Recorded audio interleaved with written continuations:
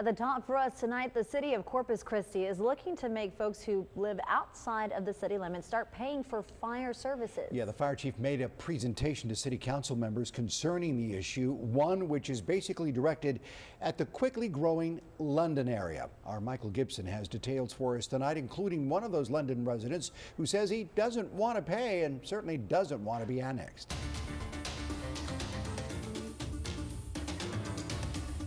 I can't believe that the fire department or someone like that would charge us out here if we needed their services.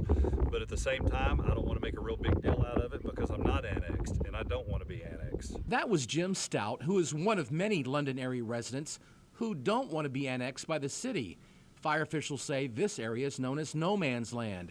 That's because there's no guaranteed city services provided out here for police and fire protection. That's because they're outside the city limits.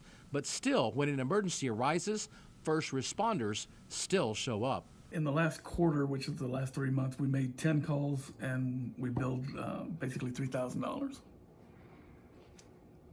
But you're only getting $300 a call from the county. Right. So how do you make up the rest of that money? You just basically eat it. Dale Scott is the fire chief for the Emergency Services District number 2. He also tells us that there have been 41 fire calls made out here since the beginning of the year that his department worked alone. And again, for each call, his department was only paid $300 by Nueces County. We have a contract with the Nueces County Commissioners Court that they pay $300 per call. No matter how bad it is? Correct. Corpus Christi Fire Chief Robert Rocha made a presentation to City Council on a proposed fee schedule for those London area residents to pay for fire service. He'll be back before Council later in the month. The next step is going to be a formal presentation on the 28th, which is in 2 weeks.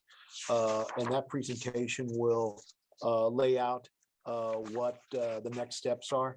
But we would seek to put this into effect as quick as we could.